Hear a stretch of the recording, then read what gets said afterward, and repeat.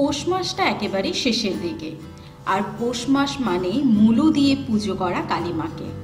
যদিও বা কালীমাকে পুজো করার জন্য কোনো নির্দিষ্ট দিন সময়ের মনে হয় না প্রয়োজন আছে, যখন যেভাবে পারো মাকে ডাকতে থাকো। বাট পৌষ মাসে মা ঠাকুমার কাছ থেকে শোনা আছে যে মূলো পুজো দেওয়াটা নাকি খুবই শুভ। এর অ্যাকচুয়ালি রিজন কি বা কি আধ্যাত্মিক কারণ আছে সেটা অবশ্যই আমি জানি না। যদি আমার কোনো সাবস্ক্রাইবার ফ্রেন্ড জেনে থাকো তো অবশ্যই কিন্তু কমেন্ট সেকশনে আমাকে জানাতে ভুলবে না। তোমাদের সেই ছোট ছোট কমেন্টগুলো কিন্তু সত্যি আমার ভীষণ ভালো লাগে পড়তে। তো আজকে আমি চলে গেছিলাম শ্যামনগরে।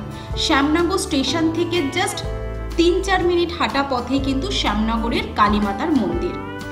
মেন গলি থেকে ঢুকতেই দু সাইডে অনেক রকম দোকান ছিল, মিষ্টি জিলিপির রকমারি ভান্ডার। আর মন্দিরের সামনেই রয়েছে অনেক ডালার দোকান, আর সেখান থেকে একটা ডালা আমি সংগ্রহ করে নিলাম মায়ের কাছে পুজো দেব বলে। এই শ্যামনগরের কালী মন্দিরের পেছনে কিন্তু রয়েছে অনেক অলৌকিক ইতিহাস। শ্যামনগরের কালী মন্দিরটি স্থাপন করেন হিন্দু কলেজের গভর্নর এবং রবীন্দ্রনাথ ঠাকুরের প্রপিতামহ পাথরঘাটার জমিদার শ্রী গোপীমোহন ঠাকুর। বাংলার 1912 সালে 31শে বৈশাখ।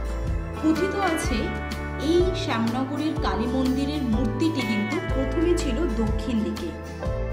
গঙ্গা দিয়ে রামকৃষ্ণদেব বাড়ি ফিরছিলেন তার সুমধুর কণ্ঠে গান গাইতে গাইতে, আর সেই সুমধুর কণ্ঠের গান শুনে মা তার নিজ দিক পরিবর্তন করে, মানে সেটা পশ্চিম দিকে ঘুরে যায়। এরকমই অনেক ইতিহাস আছে এই শ্যামনগরের কালীবাড়ি নিয়ে। তার জন্য থাকছে একটা সেপারেট ভিডিও। আর সেই ইতিহাস জানার জন্য কিন্তু আমার চ্যানেলটিকে ফলো রাখতে হবে, চ্যানেলটিকে সাবস্ক্রাইব করে, আর পাশে থাকা বেল আইকনটিও প্রেস করে রাখতে হবে সেই নতুন ভিডিওর নোটিফিকেশন পাওয়ার জন্য।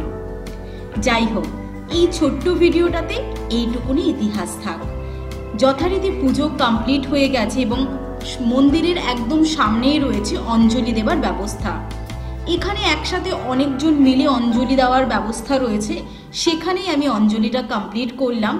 যথারীতি এই টাইমটাতে কিন্তু উপচে পড়া ভিড় থাকে, তো সেই কারণে এই সময় এলে মায়ের মূর্তির প্রপার দর্শন হবে সেটা কিন্তু বলা যায় না। পৌষ মাসটা ছেড়ে যদি তোমরা অন্য কোনো সময় আসছো মায়ের দর্শন করতে, মায়ের পুজো দিতে, সেই টাইমটাতে কিন্তু তুলনামূলক অনেক ফাঁকা থাকে। সেই ভিডিওটাও থাকবে কিন্তু তোমাদের সাথে।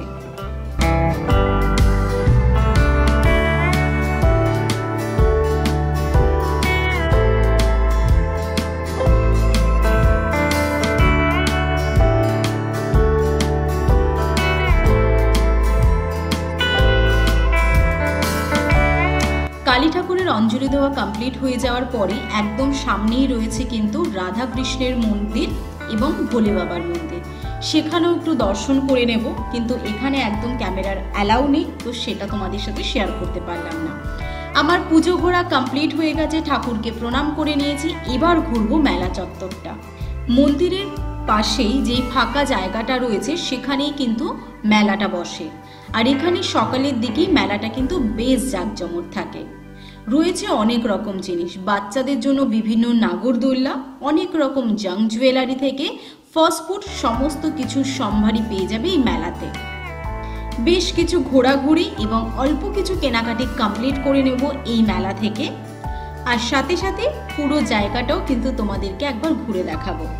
তোমরা কবে এসেছিলে এই শ্যামনগরের কালীবাড়িতে পৌষ মাসের পুজো দিতে সেটা কিন্তু জানাতে ভুলবে না।